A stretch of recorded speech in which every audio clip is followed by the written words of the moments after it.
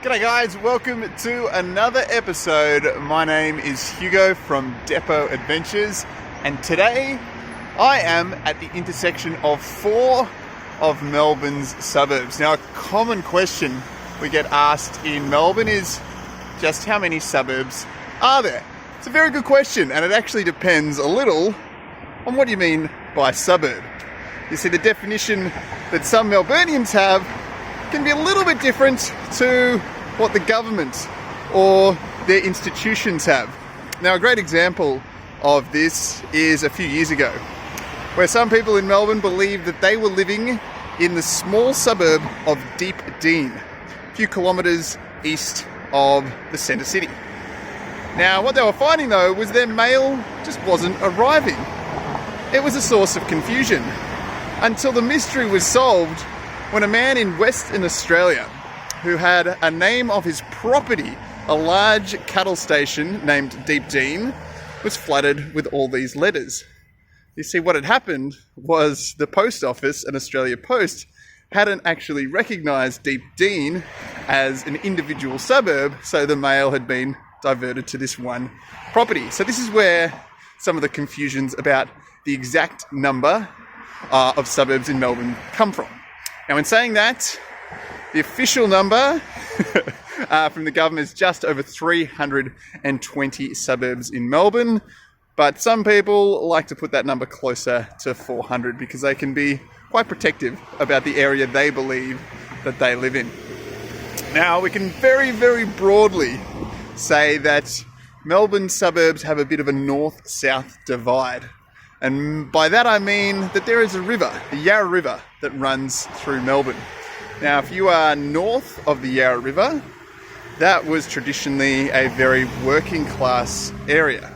If you were south of the river, closer towards the bay, especially Port Phillip Bay, that was generally seen as an area of more wealth, more affluence, and generally people of a higher social standing. And certainly there's some of that exists today, that mentality. Today though, we generally see more of the creative types, the artists, the musicians, head north of the city.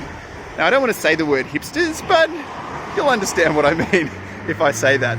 So if you go to suburbs like Fitzroy, or even further north into suburbs like Brunswick or even Coburg, you'll find a lot of artists, musicians, that really creative, bohemian energy. If you head south of the river, that's where you'll find more of Melbourne's mansions, more of Melbourne's kind of old wealth and old money.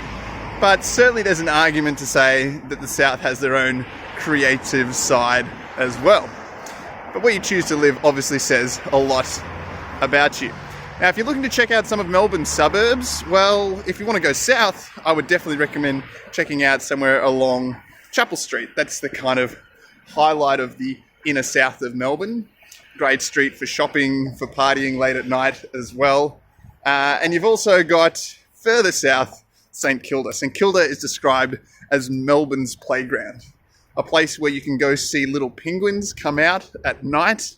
You can go have a walk along the beach, the bay, or even head a bit further along that coast to see the famous Brighton bathing boxes. These beautiful, colourful boxes that are one of the biggest tourist attractions in Melbourne.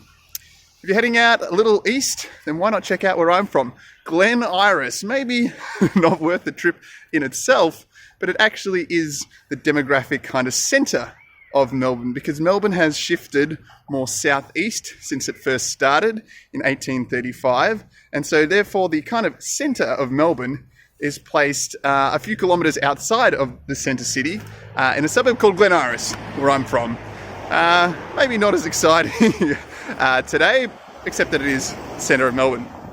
If you're heading north, why not check out those creative suburbs like Fitzroy and Brunswick that we talked about earlier. And if you're heading west, again, that had that mentality of very working class area, but now maybe becoming a bit more gentrified or becoming a bit more exciting depending on your view. Places like Footscray and Yarraville are certainly now some of the more desirable places in Melbourne to live.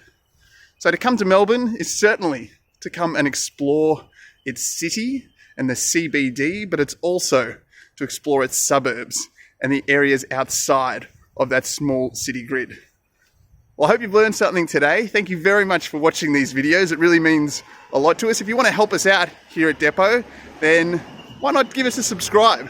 The more people who subscribe to this video means the more kind of functions and features that we can access on YouTube and hopefully provide more engaging content for you.